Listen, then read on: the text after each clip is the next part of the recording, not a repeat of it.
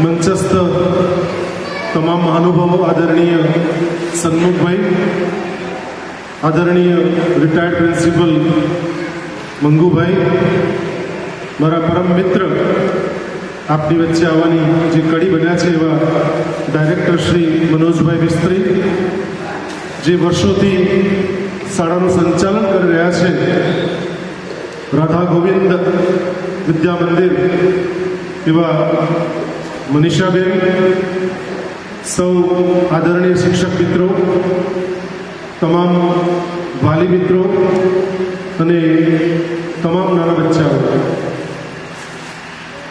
આજે પ્રાઇઝ ડિસ્ટ્રીબ્યુશનનો કાર્યક્રમ હોય અને એમાં સ્પીચ હોય, કલ્ચરલ કાર્યક્રમ પણ હોય, પણ કોરોનાને કારણે આપણે રાખી શક્યા નથી અને સોશિયલ ડિસ્ટન્સિંગ અને એની જે એસઓપી પાલન કરવાનું છે એનું પાલન કરીને કાર્યક્રમ રાખ્યો છે. એમાં જનરલી બહુ બધા કાર્યક્રમમાં જવાનું થયું, પણ આવા કાર્યક્રમમાં બહુ સ્પીચ નહીં હોય તો સારું એમ મોટે ભાગે, કારણ કે કોઈને સાંભળવાનું બહુ ગમતું નથી. એટલે શરૂઆતમાં રાખતા હતા, મેં કહ્યું છેલ્લે રાખો, એટલે છેલ્લે હું થોડી ઘણી વાત કરીશ. મિત્રો, સ્કૂલમાં જેવું એન્ટર થયો તેવું જ મને વાતાવરણ બહુ સ્પિરિચ્યુઅલ લાગ્યું. એ પહેલો અનુભવ શેર કર્યો આપ સાથે. તમામ માતા પિતાઓ જે બેઠા છે અને આ સ્કૂલમાં જે માતા પિતાએ વિશ્વાસ રાખીને બાળકોને અહીંયા ભણવા માટે મોકલ્યા છે, એટલે ખરેખર તમે સદભાગી છો કે આવી શાળાની અંદર બાળકના સંસ્કારોનું સિંચન થવું એ અમૂલ્ય ઘડીઓ છે. એટલે એક તો પહેલાં ભૌતિક વાતાવરણ બહુ સારું છે. શાળાનું મેનેજમેન્ટ વિશે વાત કરવી હોય તો મારું મન થયું થોડી લાલચથી કરી લઉં છું. સન્મુખ કાકા સાથે વાત કરતા, પ્રિન્સિપલ મેડમ સાથે વાત કરતા, ત્યારે જાણવા મળ્યું કે ગોવિંદ કાકાએ એકલાએ પોતાની જમીન નિડકતી પોતાની આખી જ સ્કૂલ અને નજીકના ભવિષ્યમાં કોલેજ પણ આવી રહી છે, એક માણસ 100 કરે એવું લગભગ બહુ ઓછું જોવા મળે. એટલે ગોવિંદ કાકા માટે એકવાર જોરદાર તાળી થઈ ગઈ.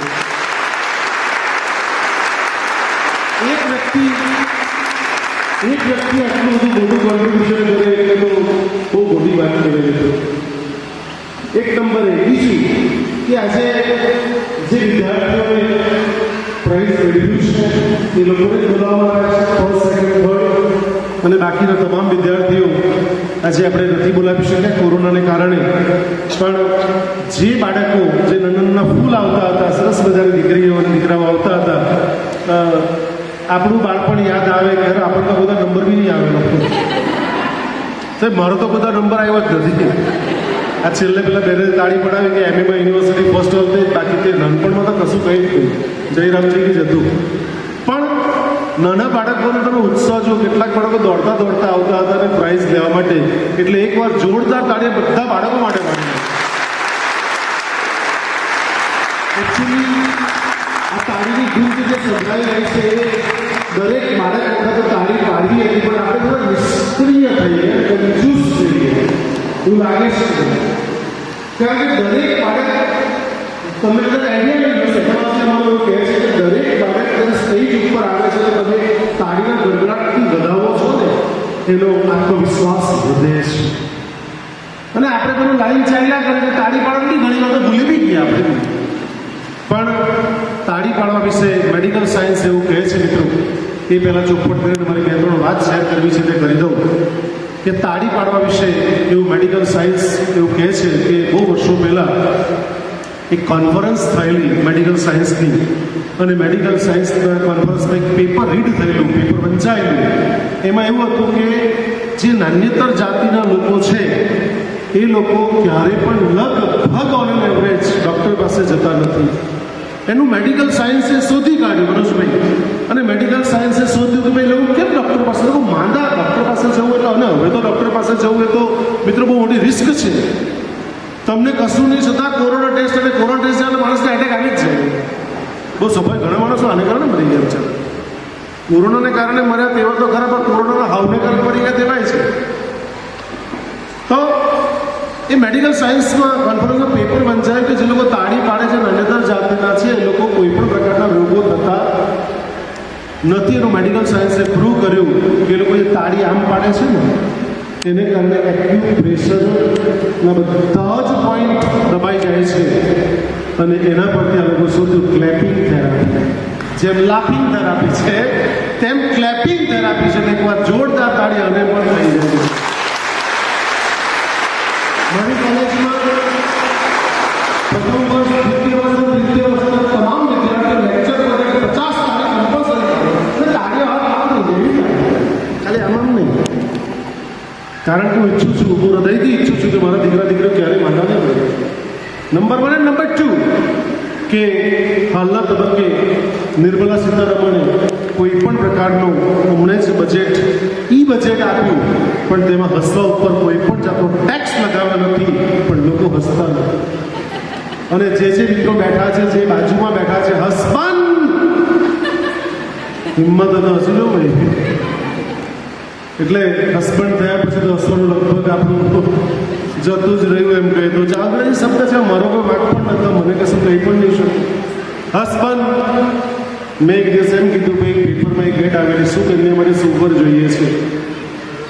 ગુજરાતી ભાષા છે, હું શું કરું, મારો કોઈ વાક નથી. મંગુભાઈ, શું કન્યા માટે સુવર જોઈએ છે તો શું તમે અર્થ બીજું શા માટે લો છો? પણ ગુજરાતી ભાષાની આપણી માથાકૂટ ખરી. સુવર એટલે સારો વર, તમે હું કાંઈ બીજું વિચારે.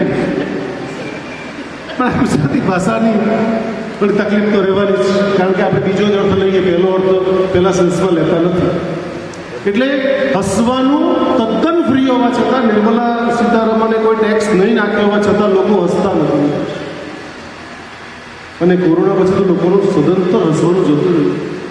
24 કલાક પુરુષો અને સ્ત્રીઓ ઘરમાં રહ્યા એટલે ખરેખર હસવાનું તો એકદમ જતું રહ્યું. તમે હવે પછી પણ માર્ક કરજો મિત્રો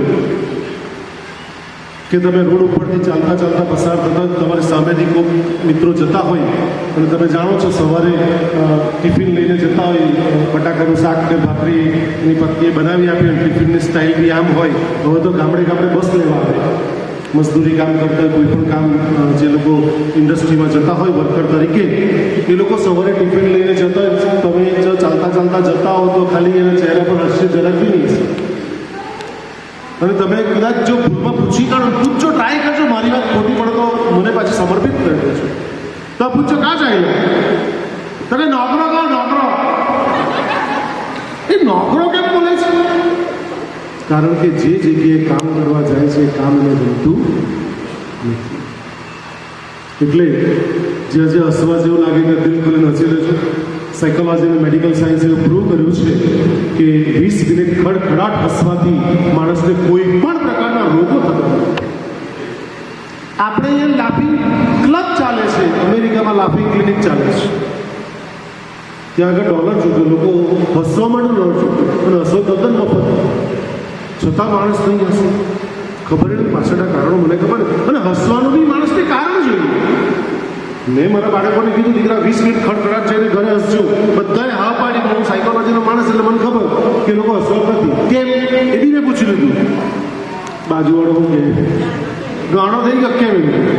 અને પપ્પા મમ્મી બધાએ ખડખડાટ 20 મિનિટ હસવાનું. અને મેડિકલ સાયન્સે પ્રૂવ કરેલું, મારી વાત ખોટી નથી. You can heel your life news એનું પુસ્તક વાંચું. એમાં પાછળના કેટલાક પેજ તો સ્પષ્ટ લખેલું છે કે કયા પ્રકારની વિચારસરણીથી કયા પ્રકારના રોગો થાય છે, એના માટે માણસ શું કરવું જોઈએ. લુઈસ એનું પુસ્તક શ્રીમદ ભાગવત ગીતા બસાવજો બધા. You can heel your life, ગુજરાતીમાં પણ અવેલેબલ છે એનું એડિશન.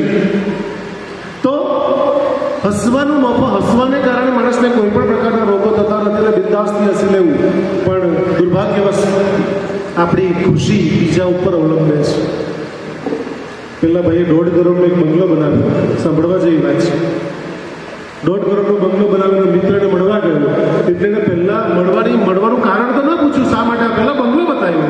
જો એમ કે આ ડ્રોઈંગનું ફરવાનો ડીગો સંદાસ બધું જ લઈ ગયું. અને ઠેક ટાંકા સુધી લઈ ગયો, બીજે માળે ઉપર ટાંકી ફીટ કરી તો સુધી લઈ ગયો. બીજા વ્યક્તિ કંઈક કામ મળશે પાછું જવાનું થયું. એટલે પાછો બતાવો, ગયા વીકે તો જોયો તારો બંગલો તેનો તે જ છે, ચેન્જ તો તે કર્યું નથી. પણ નહીં 1.5 કરોડ એટલે જો એટલે પાછો ભરતભાઈ ટાંકા સુધી લઈ ગયો હારો બતાવવા. ત્રીજા વીકે પાછો આવ્યો, પાછો નહીં ને દોઢ જો તો એટલે પાછો ત્રીજા વીક, ચોથા વીકે આવ્યો તો બંકુભાઈ પાછો ચોથા વીકે લઈ ગયો ને દોઢ જુઓ તો ઠેક ટાંકા સુધી લઈ ગયો. પાંચમી વખત આવ્યો સન્મુખભાઈ ત્યારે બંગલો બતાવવા નહીં લઈ ગયો તો પેલા દોસ્તારને પ્રશ્ન થયો કેમ આ ફેર કેમ નહીં લઈ ગયા એટલે પેલા બહુ સ્પષ્ટ કીધું જવા દે તો કે શું થયું બાજુવાળા 2 કરોડનું બધું આપણી ખુશી બીજા ઉપર નિર્ભર છે. આપણે ક્યારે ખુશ રહેવાનું બીજા નક્કી કરીએ કે આપણે નક્કી કરવાનું. મિત્રો વાત તો ઘણી બધી કરી શકાય તેવી વાતો છે મગજની અંદર, પણ જે ગોવિંદ કાકાનું નામ સાંભળીને એમણે જે કોન્ટ્રીબ્યુટ કર્યું છે એટલે મને વિચાર એ આવ્યો કે આ જે દીકરા દીકરીઓ બેઠા છે એ બધા જ એક્સ્ટ્રા ઓર્ડિનરી છે. અમારા બાળકો એક બાળકો આવી સ્કૂલ અને કોલેજ બનાવી શકે એને માટે શું જોઈએ એ વિશેની મારે 2-3 વાત આપ સાથે શેર કરવી છે. પહેલી વાત, રાજઋષિ ભર્તૃહરિ બધાએ નામ સાંભળ્યું હશે.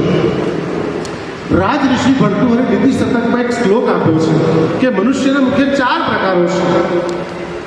મારું સંસ્કૃત છે તમે વાંચ્યું, સવાર પણ વાંચીને આવ્યું કે મનુષ્યના 4 પ્રકારો છે. આપણે તમામે બેઠા બેઠા નક્કી કર્યું છે કે આપણે કયા પ્રકારમાં આવીએ છીએ, જાતે ડિસાઈડ કરવાનું છે.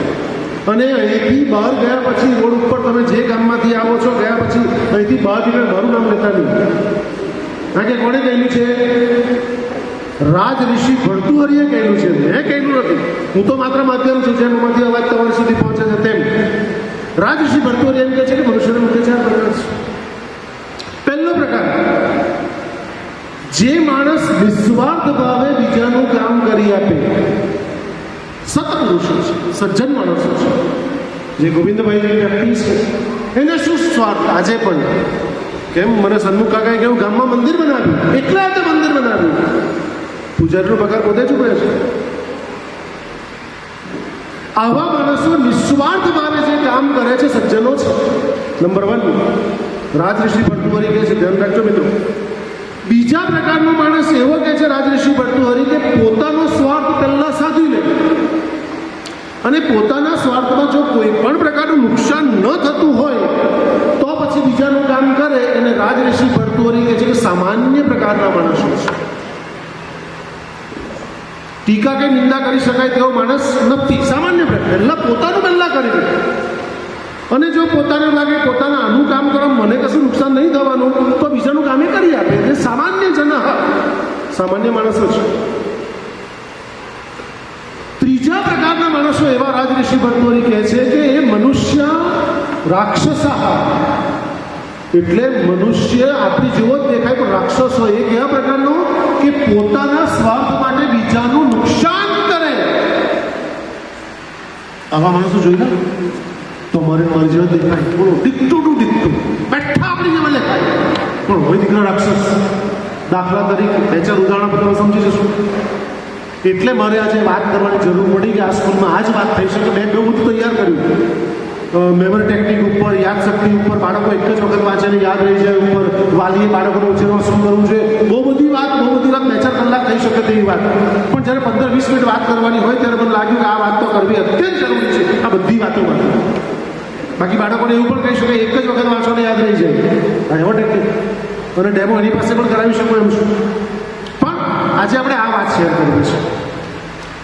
મનુષ્ય દેખાય તમારી મારી જો ડીકટો ટુ ડીકટો હોય કોણ? રાક્ષસ. દાખલા તરીકે માણસને છાતીમાં દુખ્યું, 108 બોલાવ્યું, હોસ્પિટલ લઈ ગયો. એકચ્યુઅલી એને એસિડિટીને કારણે દુખ્યું અને સીધો હોસ્પિટલ દાખલ કર્યો અને કે ભાઈ સ્ટેજ મૂકવી પડશે. 3.5 લાખનું પેકેજ આપે. You C movie Gabbar. એવું આગળમાં બી થાય, નવસારીમાં બી થાય, સુરતમાં બી થાય, મુંબઈમાં બી થાય, અમદાવાદ બધી જગ્યાએ થાય. અને કોરોના પછી તો લોકો ધંધો બનાવી ગયો. માફ કરજો, કોરોનામાં તો લોકોએ બિઝનેસ બનાવી ગયો. તમને કઈ નહીં જરાક શરદી ખાંસી સિઝનેબલ છે, બધાએ તો શરદી ખાંસી થવાની જ છે ને, એમાં કંઈ કોરોના ક્યાંથી આવી ગયો છે? આ લોકો 3.5 લાખનું પેકેજ આપે, 4 લાખનું પેકેજ આપે અને માણસને સીધો ને એને ખરેખર તો છાતીમાં દુખ્યું તેનું કારણ એસિડિટી. ખાધા પછી 1.5 કલાક કે કલાક પછી પાણી પીવાનું. આપણે ખાતા ખાતા પાણી પીએ આપણે ટેવ જ ખોટી. આયુર્વેદને અનુસરતા જ નથી. આયુર્વેદ શાસ્ત્ર તો એમ કહે છે કે ભાઈ ભાગવત એમ કહે છે કે ભાઈ તમે ખાધા પછી કલાક પછી પાણી પીઓ. આપણે કેટલા ખાતા ખાતા બાળકો બી ખાતા ખાતા પાણી પીએ. ખાતા ખાતા ક્યારેય પાણી ના પીવાય. સાયકોલોજી એની ફિઝિકલ સાયન્સ તો એવું કહે છે કે તમે જ્યારે એક રોટલીનો ટુકડો અને શાક લઈને ખાઓ છો એટલે તમારો જઠરાગ્નિ પ્રદીપ્ત થાય છે અને એ પાચનનું કામ સ્ટાર્ટ કરી દે છે. જેવો કૂવો તમે અંદર લો છો તેવું. અને આપણે પાણી પીએ છીએ એટલે તમે સમજી શકો છો આ વાત. તે બહુ સિમ્પલ વાત છે. સાયન્સના વિદ્યાર્થીઓ બધા સાયન્સ સમજી શકશે કે જઠરાગ્નિ અગ્નિ પ્રજ્વલિત થયો છે તમે એની ઉપર પાણી રેડો છો. અગ્નિ ઓલવાઈ જાય એટલે ખોરાક તમે ખાઓ છો તે પતતો નથી. ખોરાક પેટમાં સડી જાય છે. સડી જાય એટલે અટકાર આવે. સડી જાય એટલે એસિડિટી થાય. પેટનો ગેસ ઉપર આવે. ઓહિયા કર્યા કરે આખો દાડી ખાધા પછી. ખાવાની સિસ્ટમ જ નથી ખબર આપણને. શ્વાસ નથી આવડતું. 90% લોકો શ્વાસ ખોટો લે. શ્વાસ અંદર લે ત્યારે પેટ બહાર જાય. તમે ચેક કરજો. શ્વાસ અંદર લે ત્યારે પેટ બહાર તરફ જાય અને પ્રશ્વાસ બહાર છોડે એટલે પેટ અંદર તરફ જાય. નાનું બાળકને શું કે રીતે શ્વાસને સૂતેલો હોય તે આપણે મોટાને શ્વાસ લેવાનું નહીં આવડતું. 90% લોકો ખોટો શ્વાસ લે. તો એન્જિનિયર જુઓ, ડૉક્ટરની વાત કરી. હવે તો બહુ બધી વાત કરી શકાય. 1000 ઉદાહરણો છે. ડૉક્ટર એન્જિનિયર તમે જુઓ. સુરતની જ વાત કરી. શા માટે દૂર જવું? નજીક જ છે. તો મજુરા ગેટની આસપાસ એક ઓવરબ્રિજ બનાવ્યો. ઓવરબ્રિજ અકાળ તૂટી ગયો. હજુ ઉદઘાટનની ફી તે પહેલાં તૂટી ગયો અને મજૂર મરી ગયો. કેસ આજે બી ચાલે છે સુરતની ડિસ્ટ્રિક્ટ કોર્ટમાં. પણ પહેલા એન્જિનિયરનો બંગલો બંધાઈ ગયો. હા, એક કલેક્ટરે 200 કરોડ રૂપિયા બદલાવ્યા નોટબંધીમાં. પણ કલેક્ટર તો 200 કરોડ આવે. ભ્રષ્ટાચાર. હવે આ લોકોને જે વાત કરું છું, આ લોકો કેવા છે મિત્રો તમે સમજી શકો છો? આઈએસ એમ જ થવાતું નથી મિત્રો. યુપીએસસીની એક્ઝામ આપો, પાસ કરો ને આઈએસ થવું એટલે બહુ કપરા ચઢાણ છે મિત્રો. આઈપીએસ થવું કપરા ચઢાણ છે. ડૉક્ટર થવું, એમબીબીએસ એમ જ નથી થવાતું. તમે જાણો છો. એન્જિનિયર એમ જ નથી થવાતું. તો આ કેવા લોકો છે જે લોકો ટોપ આવેલા છે, બેઠેલા છે તે મને. એટલે મારે આજે એ વાત છેડવી છે ને કરવી છે કે જે લોકો ટોપ આવ્યા તેમ રાધા ગોવિંદ સ્કૂલે કે પછી સરકારે જેનું સન્માન કર્યું, ગુજરાત સરકાર સન્માન કર્યું, એવા છોકરા કયા સાયન્સમાં આખા ગુજરાતમાં ફર્સ્ટ આવ્યો, મેથમાં કે બાયોલોજીમાં. હવે આવા છોકરો ડૉક્ટર બન્યો 5, 7, 10 વર્ષ પછી અને આવું કામ કરે. એનો અર્થ એ છે કે મનોજભાઈ આપણે ક્યાંક ચૂક્યા. રાજઋષિ ભટ્ટો ત્રીજો પ્રકારનો માણસ આ કહે છે. ચોથો પ્રકારનો માણસ કહે છે કે સામેવાળાને એને પોતાને કહી લેવા દેવા નથી, છતાં સામાન્ય નુકસાન કરે છે. એને તો એમ કે રાક્ષસ કરતા બી નીચમાં નીચ શું નામ આપવું તે ખબર નથી પડતી. રાજઋષિ ભટ્ટોરી કહે છે કે રાક્ષસ કરતા પણ નિમ્ન કોટીનો માણસ છે કે એને કહી લેવા દેવા છતાં સામાન્ય નુકસાન કરે છે. નિખિલેશ્વરાનંદજી બરોડામાં રામકૃષ્ણ મિશન મઠ ચલાવે છે. એમણે 5મો એક પ્રકાર ઉમેર્યો. એ કહે છે કેટલાક તો બીજાનું નુકસાન કરવામાં એટલા ઉત્સાહી હોય કે એક માણસ પોતે મૃત્યુ લઈને 1000 માણસને મારી નાખે છે. અવતરણજીનો આતંકવાદી, સુસાઇડ બોમ્બર, પોતાની જાતે સુસાઇડ બોમ્બ બાંધે 1000 માણસોને મારી નાખે છે. 4 અને 1 વત્તા ઉમેર્યું 5 પ્રકારના માણસો છે. આપણે બેઠા બેઠા નક્કી કરવાનું છે કે આપણે કયા પ્રકારમાં આવીએ છીએ. Just you decide. પણ શાળામાં શિક્ષણ તમામ શિક્ષકોને, આચાર્યને નમ્ર વિનંતી છે ને મેનેજમેન્ટને પણ કે મિત્રો આપણે ક્યાંક ચૂક્યા છીએ. કોલેજમાં હું આ જ કામ કરું છું. મારી કોલેજનું સ્લોગન છે શિક્ષણ અને સંસ્કારનું ધામ એટલે ગાયડા કોલેજ. શિક્ષણ ઓછું હશે તો ચાલશે, થોડું ઘણું, પણ સંસ્કાર એક બી ઓછો નહીં ચાલે. કોઈ કોમ્પ્રોમાઇઝ નહીં સંસ્કાર. કારણ કે આપણે ચૂક્યા, સંસ્કારમાં ચૂક્યા છે મિત્રો. આ જે લોકો કરપ્શન કરે છે, આ લોકો કેમ પ્રમાણિક માણસ નથી આવતા રાજકારણની અંદર કે તમે શૈક્ષણિક તમે ક્યાંય પણ જાણો કરપ્શન ક્યાં નથી કરપ્શન મને બતાવો. અને ભણેલા લોકો, ડૉક્ટર લોકો આવી રીતે આપણને બ્લેકમેલ કરે. માણસ મરી જાય. મારી મધરને તકલીફ હતી. મારી મધરને એમ કહ્યું કે ડૉક્ટર, મારી મધરનું એટલા માટે ઉદાહરણ આપવું તમને ખ્યાલ આવે કે હું એમાંથી પસાર થયો છું અને તમે પણ પસાર થયા જ છો. કોઈ ના કહી શકે એમ નથી એક પણ માણસ. મારી બધાને એમ કે આ ચેક કરાવો તે ચેક કરાવવો પડે, ફોર્મ હાલ નવો લખાવવો પડે, આ બધું કરવું પડે. એટલે મેં ડૉક્ટર ના પાડી, મનોજભાઈ તો ડૉક્ટરને ખોટું લાગી ગયું. મેં તો 2 દાડા બોલ્યો ને ડૉક્ટર. એટલે મને એમ લાગે મારી મધર પરથી એને કેટલો પ્રેમ ડૉક્ટરને હારા. પણ હતા કમિશન એનું આપણે બધું જ જાણીએ. એટલે મેં ના પાડી, ડૉક્ટરને ખોટું લાગી. ક્યાંક ચૂક્યા, સંસ્કારમાં ચૂક્યા. મેં જે શોધ્યું આટલા વર્ષોના અભ્યાસ પછી, છેલ્લા 20 વર્ષથી ગાયકા કોલેજમાં છું, મનોવિજ્ઞાન ભણાવી રહ્યો છું, ત્યારે જો ચોક્યા હોય ને આપણે તો સંસ્કારમાં ચૂક્યા છે. સંસ્કાર નથી આપીશું. પ્રશ્ન એ થાય કે સંસ્કાર કેવી રીતે આપવા, આપણે એક મોટી વાત છે.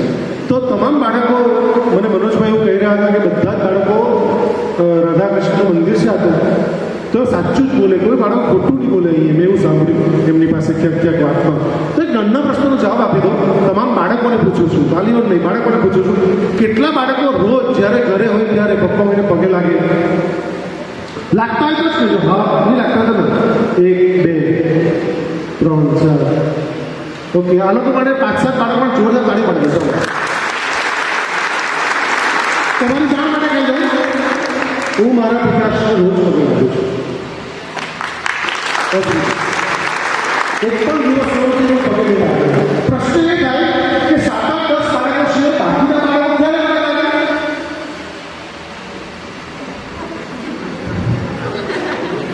એક તો કે ધોરણ 10ની પરીક્ષા આપવા જતો હોય ત્યારે કુમકુમ તિલક તો તિલક બી નહીં કરવા દે. આજના પહેલા તિલક બી નહીં કરવા, બધું બગાડો છો. દહીં બી નહીં ખાય. આપણા જમાનામાં દહીંને તિલક કરીને જતો ધમાધમની પરીક્ષા આપવા જતો. ભલે રિઝલ્ટ આપણું નિયમ કરતા હોય, વાત જુદી છે ને. પતિ પત્નીના 2 ટકા ભેગા કરો એટલે 12 ટકા આવતો હોય કે તારા આટલા માર્ક ઓછા છે. તો કામ કમ્પેરિઝન કરો છો યાર? 2 ટકા ભેગા કરો ને બધા તો બી એટલા નહીં. ક્યારે એક તો 10મા ધોરણની પરીક્ષા આપવા જાય, બીજું 12મા ધોરણની પરીક્ષા આપવા જાય ત્યારે, રાઈટ. અને ત્રીજું તે પહેલા બી અમુક આવે ને, તે પહેલું ક્યારે બાળકો પગે લાગો પપ્પા મમ્મીને? હા જો મને ખબર, બાકી વાત આવશે. આઈ મેન ઓફ સાયકોલોજી યાર.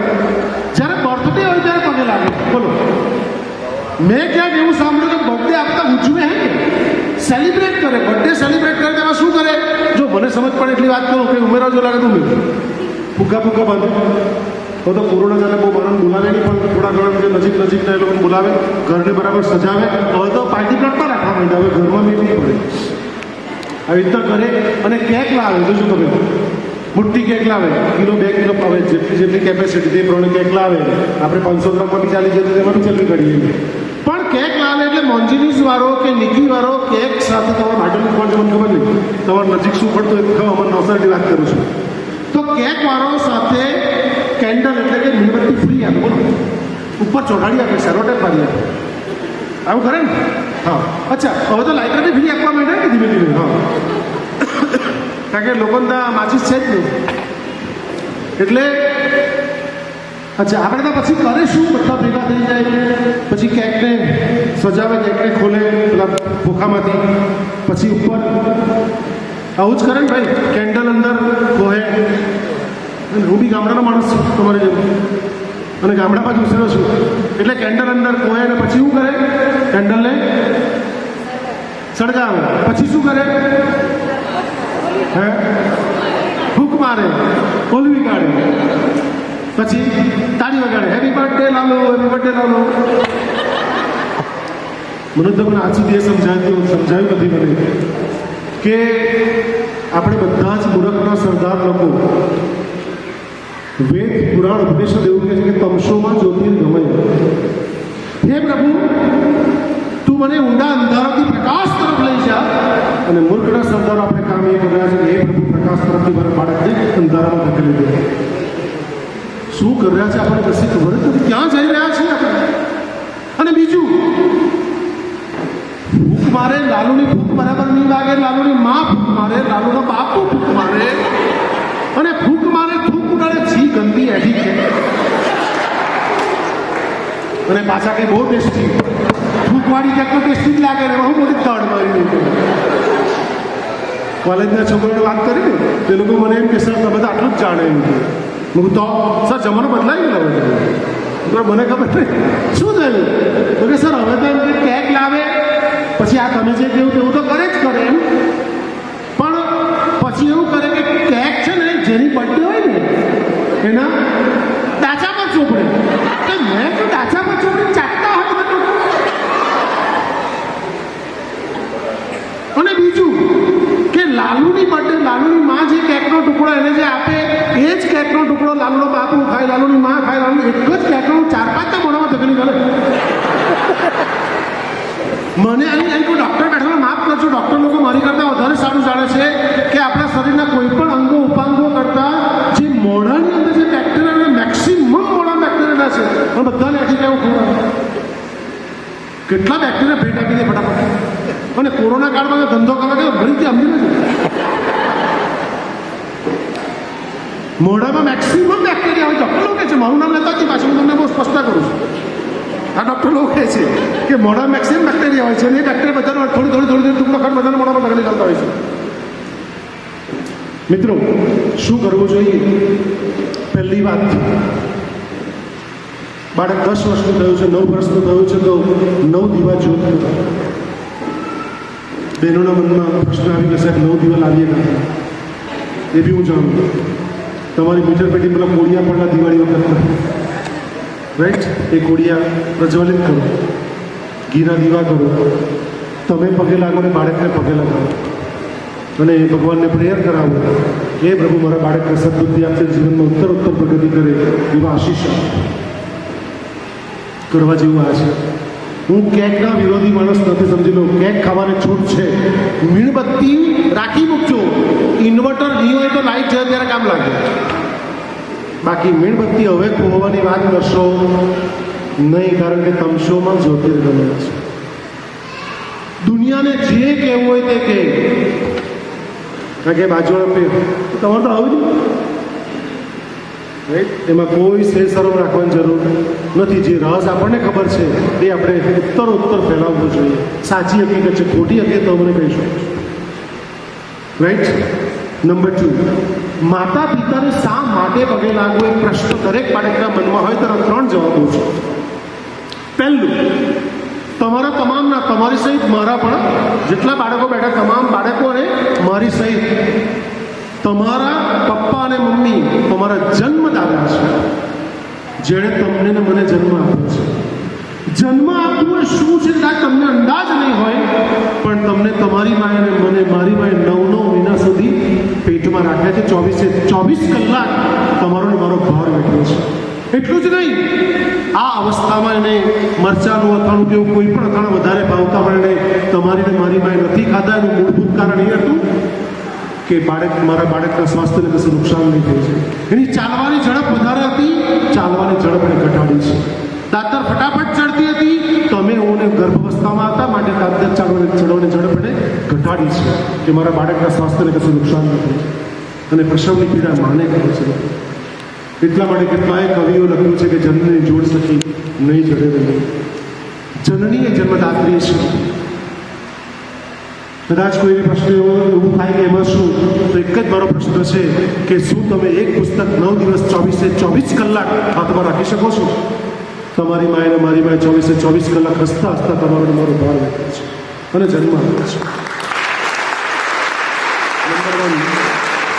નંબર 2 તમારી મમ્મી અને તમારા પપ્પા અને મારી મમ્મી અને મારા પપ્પા જન્મદાતા છે અને ઉપરાંત બીજું જીવનદાતા છે જેણે જીવન આપ્યું છે કદાચ જન્મ આપવો તેની કરતાં કપરી ઘટના 500 ગણી કપરી ઘટના જીવન આપવું છે જીવન આપવું એટલે શું કદાચ આપણે નહીં અંદાજ હોય જીવન આપવું એટલે સાપડ અને એવું ધ્યાન રાખજો કે જ્યાં લોહીના સંબંધો હોય છે ત્યાં લાગણીના સંબંધો હોય છે એ માનવાની ભૂલ ક્યારેય નહીં કરશો સાપણ પોતાના બચ્ચાને જન્મ આપ્યા પછી મારી નાખે છે પુત્રી પોતાના બચ્ચાને જન્મ આપ્યા પછી મારી નાખે છે ઇવન તો કેટલી માતાઓ પોતાના બચ્ચાને જન્મ આપ્યા પછી કચરા પેટી ડબ્બાઓ ફેંકી દે છે આપણે સમાચારમાં વાંચીએ છીએ તમારી માએ મારી માએ આવું નહીં કરે ને માટે તમે હું આ મંદિરો બેઠા છે કેટલી ક્રૂર ઘાતકી વિલાસી માતાઓ પોતાના બચ્ચાને પેટમાંથી સીધું પરલોક પધરાવી દે છે 9 કરોડ માતાઓ આંકડો કહે છે, લેટેસ્ટ આંકડો મને ખબર નથી, પણ 9 કરોડ માતાઓ દર વર્ષે પોતાના બાળકને પેટમાંથી પરલોક પધરાવી દે છે. તમારી હિંમત આપવા જીવન આપવું એટલે શું? કેટલાક બાળકો મમ્મીને એમ કે મમ્મી તો તમને સમજવી પડે ને. હવે જે દીકરા દીકરી બોલતા આજ પછી ક્યારે પણ આવું બોલવાનું પાપ કહું છું, પાપ કરશો. કારણ કે તમારા જન્મે તમને જે ખબર નહોતી પડતી હતી ને એ માને ખબર પડતી હતી કે મારા બાળકને શું જરૂરિયાત છે, એને શું જોઈએ છે. માને ખબર, આપણને ખબર બી નહીં હતી.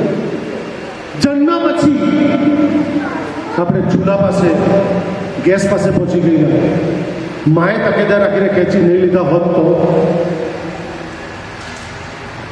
આપણે વાડામાં બેઠા હતા. શહેરના છોકરા તો વાડો શું તેની ખબર નથી. વાડામાં બેઠા રોટલી કે પૂરી ટુકડો હાથમાં તો કાગડો આવી જ ગયેલો, મમ્મી તકેદાર રાખીને નહીં ઉડાવ્યો હોત તો. મિત્રો, દાંત આવતા હતા, આપણા તાવ આવતો હતો, આખી રાતમાં પોતાના હાથમાં લઈને તમને ચાલુ રાખવાનો પ્રયત્ન. 2:30 વાગે તમે ઘોડિયામાં રડવા માંડ્યા, માં જાગી ગઈ તમને હિંચકે હિલાવતી.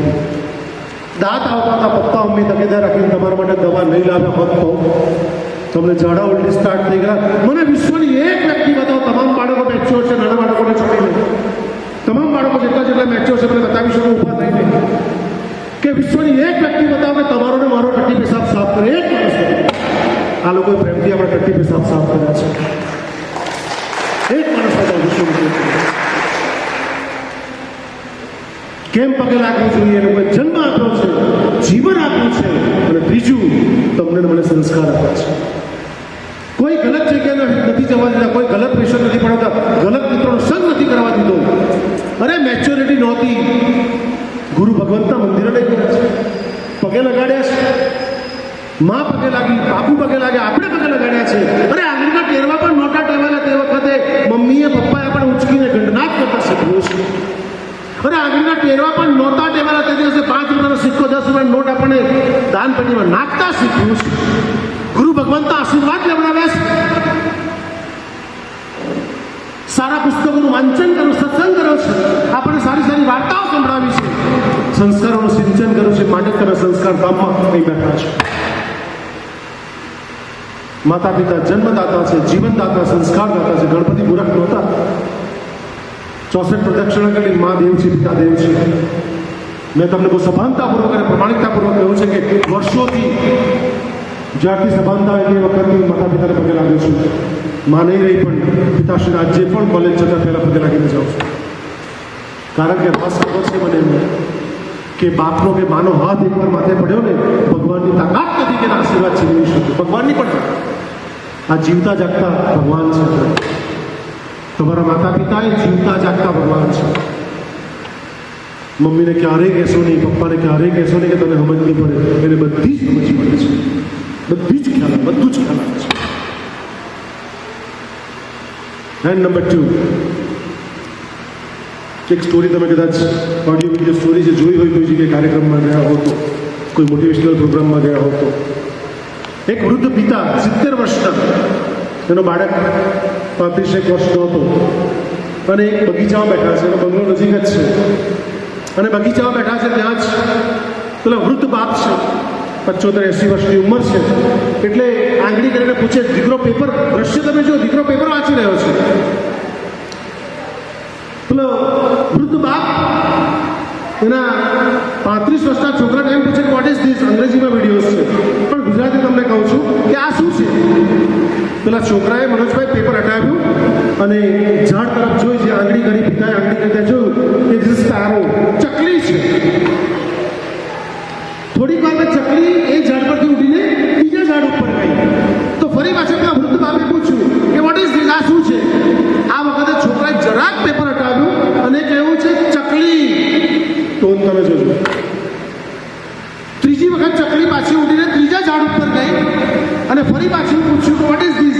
આ વખતે છોકરાએ, દીકરાઓ ધ્યાનથી સાંભળજો, આ વખતે છોકરાએ પેપર પણ નહીં હટાવ્યું અને કીધું ચકલી ચકલી ચકલી ચકલી. કેટલી વાર સમજ પડે છે કે તમને ચકલી છે. બાપ ત્યાંથી ઉઠીને જતો રહે છે. નજીક જ બંગલો છે. એક ચોપડી લઈને નોટ લઈને આવે છે. દીકરાને કીધું એટલા બધા અસ્વસ્થ ન હતા, દીકરાને કીધું 35 નંબરનું પાનું ખોલ. 35 નંબરનું પાનું ખોલે છે. વાંચ. દીકરો વાંચે છે. પેપર સાઈડમાં મૂક, આ ચોપડે વાંચ, નોટ વાંચ. 35 નંબરનું પાનું લખ્યું હતું અંદર મનોજભાઈ કે આજે મારો દીકરો 2.5 વર્ષનો થયો છે. બગીચામાં આ જ બગીચો આજે 35 વર્ષનો હતો તે બાળક 2.5 વર્ષનો ત્યારની સ્ટોરીના બાપે લખેલી છે. 2.5 વર્ષનો થયો છે મારા દીકરો આ જ બગીચામાં લઈને આવ્યો છું અને મારા બાળકે ચકલીને જોઈને પૂછ્યું વોટ ઇઝ ધીસ ધેટ. એટલે મેં કહ્યું પપ્પી કરી વાલ કર બેટા ચકલી છે. ચકલી ઉડીને બીજા ઝાડ ઉપર ગઈ. ફરી પાછું પૂછ્યું દીકરાએ કર્ટસી પૂર્વક તું હાલતા વશ શું છે. મેં એને ફરી પાછી પપ્પી કરી લાડ કર્યા વાલ કરીને દીકરા ચકલી છે. ત્રીજી વખત 21 વખત મેં બહુ પ્રેમથી ચકલી છે બેટા એમ કહ્યું. આજે તું 3 વખત પૂછ્યું તેમાં કંટાળી ગયો. ત્રીજી મહત્વની વાત, તબલચીએ વર્ષો સુધી તબલા શહેરમાં વગાડ્યા. આવા જાહેર ફંક્શન બહુ તબલા વગાડ્યા. તબલા વગાડે વાજાપેટી વગર કરે વખતે મને બહુ ગૌરવ થાય, બહુ માન. ખરું કાશ મને બી આવડતું, મને નહીં આવડતું. તો તબલચી શહેરની તો બહુ વાહવાનું હતી પણ જંગલમાં જ કરો. ધ્યાનથી સાંભળ્યું. જંગલમાં ગયો, તબલાની થપાટ મારી અને એક બકરીનું બચ્ચું ઝાડીમાંથી દોડતું દોડતું આવીને ડાન્સ કરવા લાગ્યું. તબલચી આશ્ચર્ય પડી ગયો. બીજે દિવસે આવ્યો તબલચી, ફરી પાછો એ જંગલમાં એ જગ્યાએ આવ્યો. તબલાની થપાટ મારી કે બકરીનું બચ્ચું ક્યાંકથી ઝાડીમાં દોડતું દોડતું પાછું આવી ગયો. પાછું નાચવા માંડ્યું. ત્રીજે દિવસે આવું થયું, ચોથા દિવસે આવું થયું, 5મે દિવસે થયું. એટલે પેલા તબલચીથી રહેવાયું નહીં. એટલે બકરીના બચ્ચાને સવાલ કર્યો, તને સંગીત આવડે છે? બકરીના બચ્ચાએ ના પાડી. તને ડાન્સ આવડે છે? બકરીના બચ્ચાએ ના પાડી. તને ગીતમાં શોખ છે સાંભળવાનો? તો કે ના. તો છેલ્લા 5 દિવસથી જોઉં છું હું જેવી તબલાની થપાટ કામ છું તો દોડતું દોડતું આવી જાય છે. એનું કારણ શું? બકરીના બચ્ચાએ, કાલ્પનિક વાત છે તો સત્ય બાબત છે દીકરાઓ, કે બકરીના બચ્ચાએ જવાબ આપ્યો કે હે તબલચી, તું જ્યારે તબલાની થપાટ મારે છે, જે તબલાની થપાટ મારે જે ચામડાનું બનેલ છે મારી માનું ચામડું બનેલું છે અને તે થપાટ મારે છે એટલે મારી મા મને બોલાવી રહી છે, મને બોલાવી રહી છે.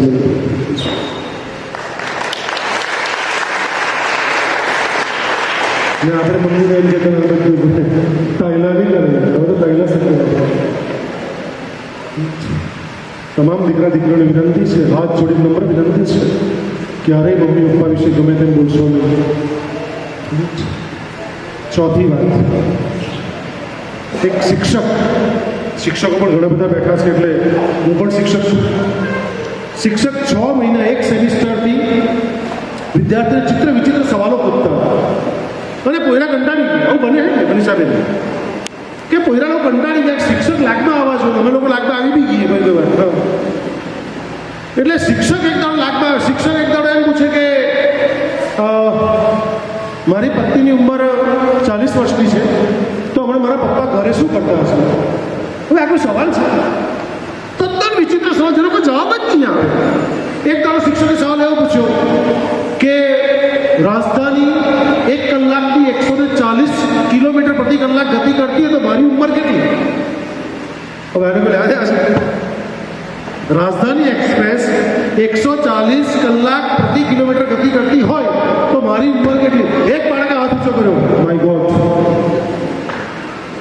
શિક્ષક વિચારવા પડી ગયા કે તદ્દન ખોટા સવાલનો જવાબ બાળકે અને હાથ ઊંચો કરે એટલે પૂછવું તો પડે. એટલે બાળકે પૂછ્યું કેટલી? સર 44, 44. અને એકદમ સાચું. My God! બધા બાળકો તાળી પાડી. પણ શિક્ષકથી રહેવા શિક્ષકે પૂછ્યું તું જવાબ સાચો લાવ્યો કાઢી. સન્મુખ કાકા બધા બાળકે બહુ ના પાડી કે સર તમે મહેરબાની કરીને ન પૂછો, જવાબ તો પૂછો. તમારે 44 છે કેટલી? મને કહો. હા 44 બાકી, પણ ખોટા સવાલનો સાચો જવાબ ક્યાંથી લાવ્યો? તો કે સાહેબ એ તમે હજુ મહેરબાની કરો નહીં પૂછો, મને સવાલ નહીં પૂછો, આ જવાબ નહીં પૂછો તમે. નહીં, તારું સન્માન કરવામાં આવશે, તારું અભિવાદન કે તારું ટ્રોફી ગોલ્ડ મેડલ પહેરવામાં આવશે, પણ તું સાચો જવાબ આ. એટલે કે બાળકે કીધું શિક્ષક સર માફ કરજો, એકચ્યુઅલી ધ્યાનથી સાંભળજો. સાહેબે કીધું કે અરે પેલા છોકરા કીધું સર માફ કરજો પણ એકચ્યુઅલી મારા ઘરે મારી કરતા એક મોટો ભાઈ છે, તે બી તમે જેમ 6 મહિનાથી અમને હેરાન કરે ને એમ બી છેલ્લા કેટલા વર્ષથી બી અમારા ઘરે પપ્પા અમને હેરાન કરે કે હવે ચિત્ર વિચિત્ર સવાલ પૂછા કરે. એની ઉંમર 22 વર્ષની અને અમારે તને અડધો ગાંડો કહીએ. એટલે મેં અંદાજ લગાવ્યો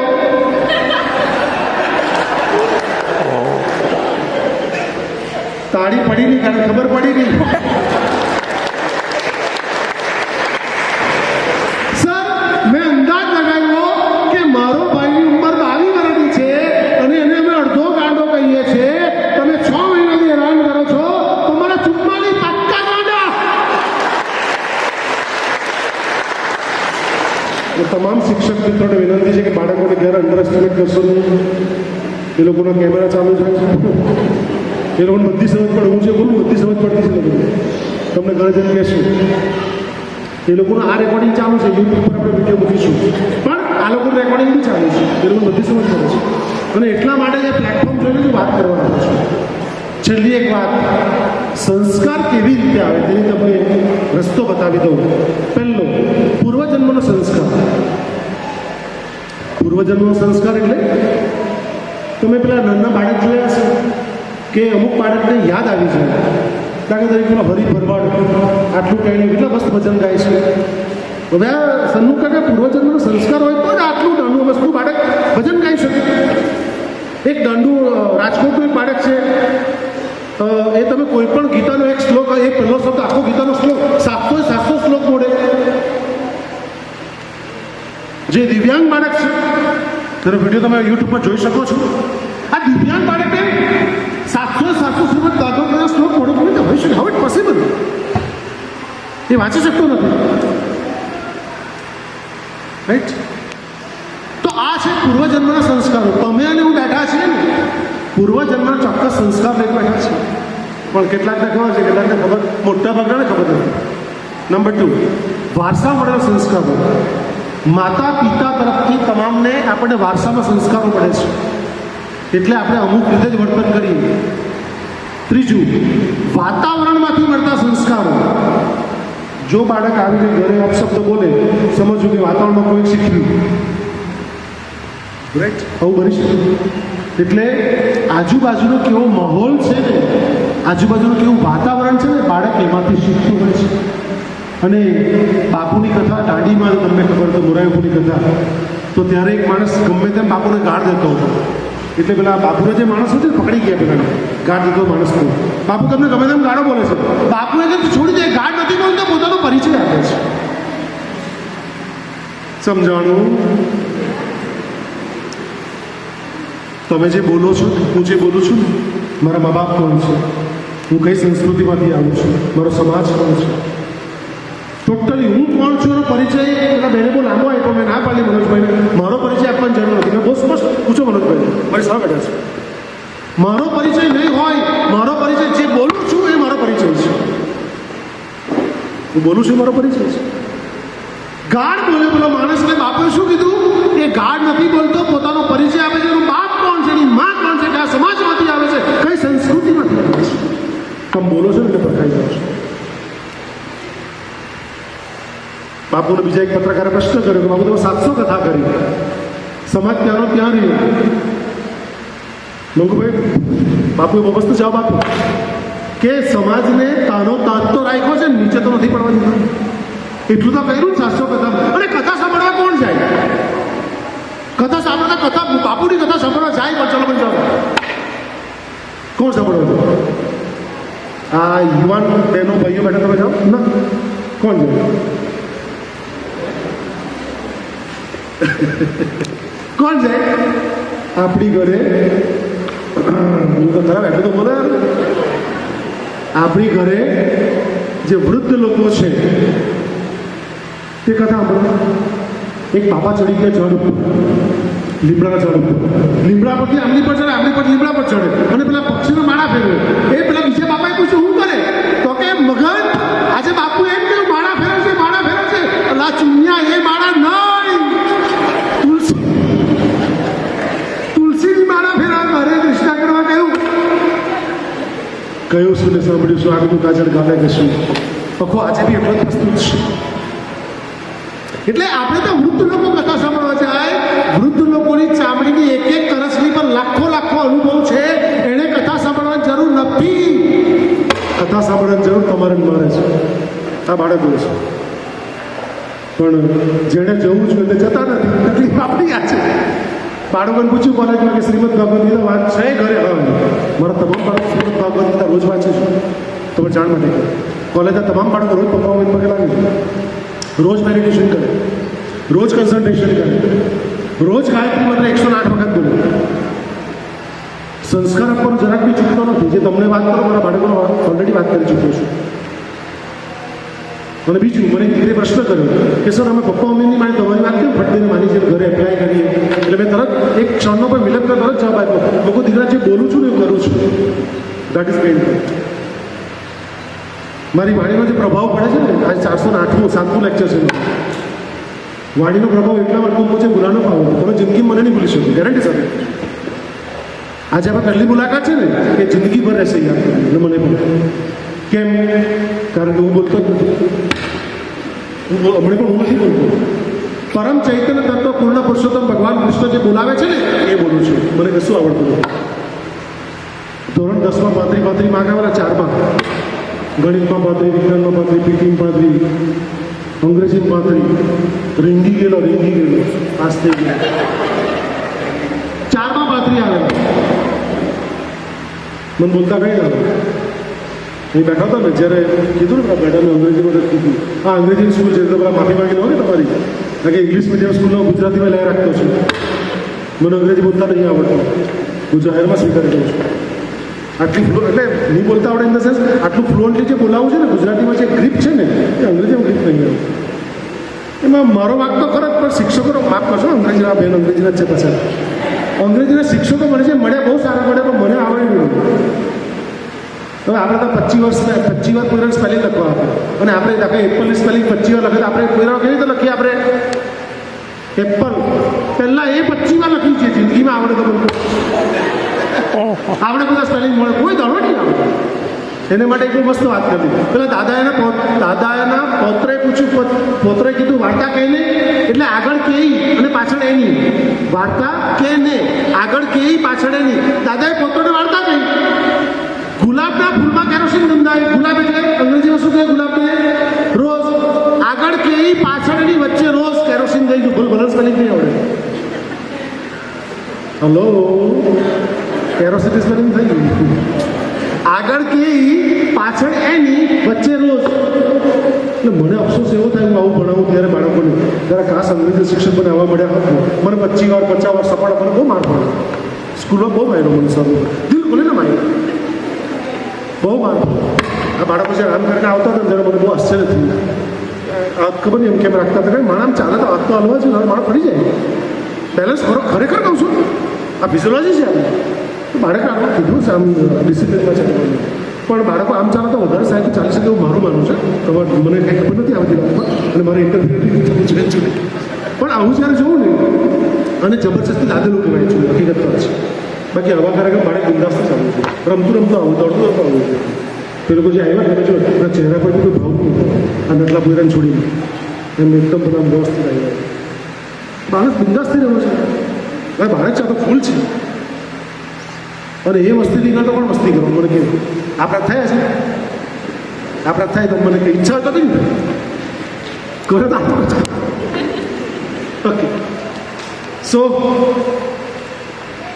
પૂર્વજન્મના સંસ્કાર, બીજું વારસો, ત્રીજું વાતાવરણ, ચોથું શિક્ષકો. શિક્ષકો બી સંસ્કાર આપે. મારી જેવા ભટકાય છે તો પાક્કા. અને આ સ્કૂલ તો વિદ્યા મંદિર જ લખેલું છે એટલે કહેવાની જરૂર નથી. કે આપણા વર્ષો પહેલાં ગુરુકુળો હતા, બરાબર ને? આપણે તો બધા ગુરુકુળો હતા. ગુરુ લોકો આપણને શિક્ષણ દીક્ષા આપતા. ગુરુકુળ પછી ઈસુ લોકોએ જોયું, ઈસુ ક્રિશ્ચન મિશનરીએ એટલે શું નામ આપ્યું? ઈસુકુળ. ગુરુકુળને જોઈને દીકરા લોકોએ મદદ એવું કર્યું, ઈસુકુળ સાહેબ, ઈસુકુળ નામ આપ્યું. ઈસુકુળ સ્કૂલ. એટલે આપણે તો કેટલાક લોકો સ્કૂલ બોલે ખબર?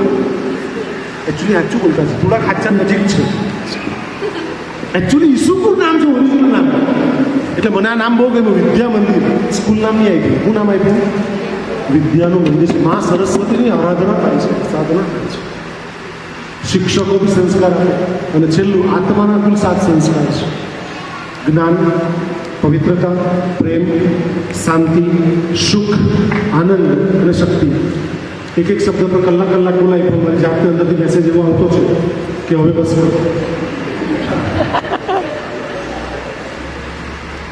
રાઈટ એટલે કે સમય કરતાં કદાચ વધારે લીધો છું માની લઉં મને ખબર નહીં પણ મને આનંદ એટલા માટે થયો કે મનોજભાઈનો બહુ વખતથી આગ્રહ હતો કે સર તમે અમારા વિદ્યા મંદિરમાં આવો જ આવો અને મારે બહુ બધી વ્યવસ્થા હોવા છતાં પણ મને આવવાનું ગમે છે આવા કોરોના કાળની અંદર લેક્ચર હું રાખતો નથી જનરલી પણ ઘરથી બી કહીને મોકલા ખાંચાવું છું એમ કોરોનાને કારણે એટલે એની એસઓપીનું સંપૂર્ણ પાલન થયેલું પહેલાં જ મેં વાત કરી હતી એમની સાથે એ રીતે જ આપણે કરીએ છીએ તો આજના શુભ પ્રસંગે તમામને હું શુભેચ્છા પાઠવું છું તમામ બાળકોની પણ શુભેચ્છા વાલીઓને પણ શુભેચ્છા કે તમે તમારા બાળકોનું માતા પિતા બનતા બની ગયા છો પણ એનું લાલન પાલન પોષણ કેવી રીતે કરવું તે વિશે 2-3 કલાક એકાદ દિવસ આપણે મળીશું તો ઉચ્ચા વાલીની વચ્ચે કારણ કે ખરેખર એનો ઉછેર કેવી રીતે કરવો છે બાળકોને હજી કહેતો નથી એ તમને બાળકો ખીચવાશે એટલા માટે નથી કહેતો કે અને બાળકો મને જે સ્કૂલમાં જાઓ તે બાળકો એમ જ કહે સર તમે અમારી સ્કૂલમાં આવી જાઓ કે અવસર મળે ને અને જેટલું પ્રેમથી એ બોલું એટલું મારા કોલેજના બાળકને પ્રેમથી ભણવું છું કોઈ બી મારા કોલેજના મારા વિદ્યાર્થીને એ લોકોને બાળકને ક્યારેય ઇન્સલ્ટ નથી કરતો ક્યારેય ખીચવાતો નથી એણે જે બોલવું હોય તો બોલી શકે ક્લાસમાં હું બોલતો વચ્ચે એણે બોલતો બોલી શકે એને કંઈ કહેવું છે તો વચ્ચે ઉભો થઈને આરામથી બિંદાસ થઈ બોલી શકે કંઈ પણ બોલી શકે અપશબ્દ છે કંઈ પણ બોલી શકે કારણ કે આ પ્રેક્ટિકલ મેં કરેલો છે એટલા માટે બાળક હંમેશા આનંદમાં રહેવું છે ખુશ રહેવું છે અને તમામ માતા પિતાને છેલ્લી વિનંતી કરી દઉં કે બાળકને સાંભળજો એ જે બોલે ને સ્કૂલથી આ બધું સાંભળ્યા કરજો તમે મૌન રહેજો બાળકને બોલવા દે સાંભળજો જેટલું બોલે એટલું બોલવા દેજો કારણ કે કોલેજ આવતા બાળકો બોલતા બંધ થઈ ગયેલા છે મમ્મી પાસે દરેક મોબાઈલમાં વ્યસ્ત છે પપ્પાના મોબાઈલમાં મમ્મીના મોબાઈલમાં પોયરાના મોબાઈલમાં ટીવી ચાલતું જ હોય સમય બહુ બદલાઈ ચૂક્યો છે પણ આપણી પેઢી આપણાથી સચવાયેલી રહેવી જોઈએ બહુ જ અગત્યની વાત છે અને ખરેખર બાળકોની ઉંમર પહેલાં મોબાઈલ આપી દેવો તો બહુ મોટો ગુનો છે હું એમ કહું છું 8 વર્ષના બાળકને 80 કિલો વજન જોખમી કરું 8 વર્ષના બાળકને 80 કિલો વજન જોખમી કરું એવી રીતે જ 8 વર્ષના બાળકમાં 18 વર્ષની બુદ્ધિ એટલી જોખમી છે પાછું બોલો 8 વર્ષના બાળકને 80 કિલો વજન જેટલું જોખમી છે એટલું જ 8 વર્ષના બાળકમાં 8 વર્ષના બાળકમાં 18 વર્ષની બુદ્ધિ એટલી જોખમી છે નાનું બાળક તમારું મોબાઈલ ફટાફટ જો ખોલતું હોય તો તમે ખુશ નહીં થતા શરમ કરજો ક્યાં પહોંચે તમને બી ખબર નહીં પડશે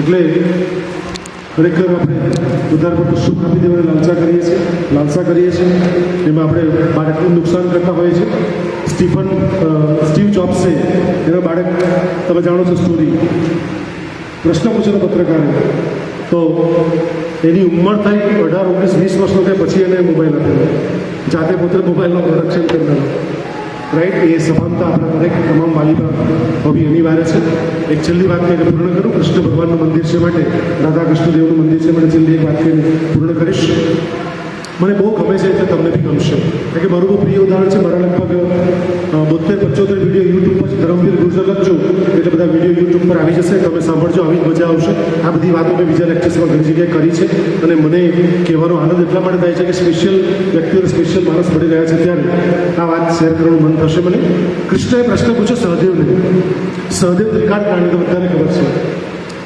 કે સહદેવ આ વર્ષે વરસાદ પડશે કે દુષ્કાળ પડશે સહદેવ વિચારો પડી કેમ કારણ કે કૃષ્ણને ઓળખતો હતો કારણ કે સહદેવ જાણે કે જો વરસાદ થાય દુષ્કાળ પાડશે દુષ્કાળ કહેવાતો વરસાદ પાડશે ભગવાન રામ તમે જો સીધા એકદમ સ્ટ્રેટ હાથમાં ધનુષ્ય બાણ સીધા સ્ટ્રેટ કારણ કે બિચારા જિંદગીમાં હિતા જ કામ કર્યું પરિવાર માટે બિચારા આખી જિંદગી લઈ લો કૃષ્ણનું તમે જો એક વિશ્વમાં તમે ક્યાંય જાઓ કૃષ્ણનું મંદિર મળશે અને તમે જુઓ કૃષ્ણ એક કટ્યો વાપર માનો એ જાણે પહેલેથી હિન્દી આંગળી ઘી કોઈ દાળ નીકળે 6 વર્ષના કૃષ્ણે અને 6 દિવસના કૃષ્ણે પુત્રના પ્રાણ હરી લીધા 6 વર્ષના કૃષ્ણ તો બકાસુર પર્ણાસુર જો કેટલા રાક્ષસો તમારે કઈ થાય 6 વર્ષના કૃષ્ણ જેલમાંથી છૂટી ગયો જેલમાં જન્મ્યો જેલમાંથી તાળા બાળા તોડીને બહાર સીધા એટલે સહદેવ જાણતો હતો કે ઊંધું જ કહેશે એટલે સહદેવને કાલે જવાબ આપવા એટલે સહદેવ તો રાતે કાલે જવાબ આપવાનો એટલે એમ તો ઉજાગરો થઈ ગયો હતા પોતાના મહેલની બહાર. એટલે ભીમે પૂછ્યું કે માટે મારે તમે જવાબ નહીં શું થયું? તે કૃષ્ણે સવાલ પૂછ્યો કે આ વર્ષે વરસાદ પડશે કે દુષ્કાળ પડશે? દુષ્કાળ પડે તો વરસાદ પડશે, વરસાદ પડે તો દુષ્કાળ પડશે. શું જવાબ મને ખબર પડતી નથી.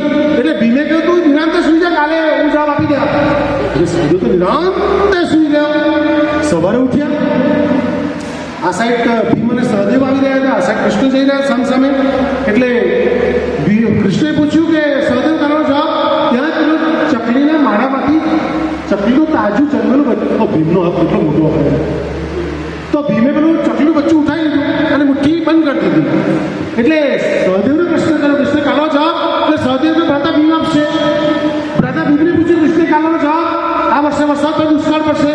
એટલે ભીમે હાથ જોડી કહ્યું, કૃષ્ણે પહેલો સવાલ મારો છે. તો કે શું? ચાલ તું પૂછી લે. કૃષ્ણ એમ કહ્યું. એટલે તમે જે જોયું, જે મારા હાથમાં ચકલીનું બચ્ચું છે એ જીવતું છે કે મરનું છે? માય ગોડ, પૂર્ણ પુરુષોત્તમ એના જીવનમાં પહેલી વાર ગુજવાયા, સન્મુખ પહેલી વાર ગુજવાયા. અને એક ક્ષણ માટે પૂર્ણ પુરુષોત્તમે વિચાર કરીને ભીમને કીધું, હે ભીમ, આ વખતે મને બહુ જ પ્રિય છે, બહુ જ ગમે છે. હે ભીમ, તારા હાથમાં જે ચકલીનું બચ્ચું છે એને જીવડાવું કે મારવું એ તારા હાથની વાત છે. તરત જ ભીમે હાથ જોડીને કહ્યું કે હે કૃષ્ણ, આ વર્ષે વરસાદ પડે તો દુષ્કાળ પડવો આપના હાથની વાત છે.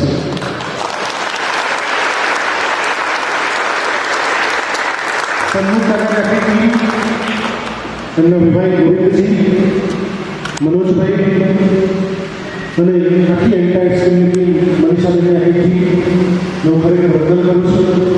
અને અહીં જે પણ અડધો પોણો કલાકની જે વાત કરવામાં આવી છે, કદાચ સમય વધારે લીધો છે, ક્ષમાની પાત્ર છે. પણ જે કંઈક વાત કહેવામાં આવી છે હું બોલ્યો નથી, કારણ કે ખાલી હોય તો જ વાંસળી વાગે. હું તદ્દન ખાલી હતો. પૂર્ણ પુરુષોત્તમે જે બોલાવ્યું છે એ જ બોલ્યો છે. એટલે મને કોઈ શ્રેય આપવો નહીં, કારણ કે સંપૂર્ણ શ્રેય પૂર્ણ પુરુષોત્તમ ભગવાન શ્રી કૃષ્ણને જાય છે. મને કોઈ શ્રેય જતો નથી. એ બોલાવે છે એટલું જ બોલું છું. મને કશું જ આવડતું નથી. તો એથી જે વાત કહેવામાં આવી છે એ તમામ વાતો સાથે લઈને જવી, એ મૂકીને જવી એ તમારા હાથની વાત છે. જય શ્રી કૃષ્ણ. ભારત માતા કી જય.